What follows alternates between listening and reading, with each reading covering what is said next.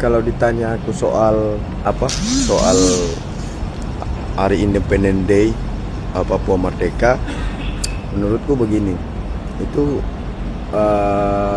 per hari ini ya, gerakan itu bentuk ekspresi kekecewaan terhadap pemerintah dalam menangani Papua, baik itu pemerintah pusat maupun pemerintahan Papua itu sendiri. Tapi begini, yang ingin aku sampaikan adalah khususnya untuk generasi-generasi muda, kan Papua ini kan kaya akan budaya dan kekayaan alam. Di sisi lain perlu ada percepatan peningkatan sumber daya manusianya. Nah, menurutku untuk anak-anak mudanya itu konsentrasinya di situ aja. Mau bagaimanapun, faktanya adalah Papua itu bagian dari Indonesia dan tidak bisa terpisahkan satu kesatuannya begitu. Tetapi di sisi lain kita juga tidak bisa membatasi apa yang menjadi suara dan apa yang mereka suarakan begitu. Sebetulnya pembelajarannya adalah untuk para pemerintahan di Papua sendiri, harusnya mereka berkaca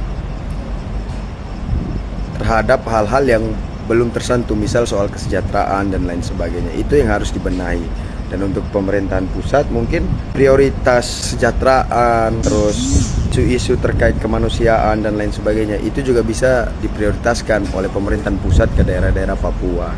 Ikut mengembangkan secara cepat sumber daya manusia masyarakat Papua dan lain sebagainya. Itu yang perlu dilakukan, karena mau bagaimanapun tadi, bahwa Papua itu sampai hari ini masih menjadi bagian dari Indonesia itu sendiri, dan perlu ada perhatian khusus terhadap bukan hanya sumber daya alamnya, tetapi sumber daya manusianya juga. Alamnya juga harus dijaga, manusianya perlu dikembangkan.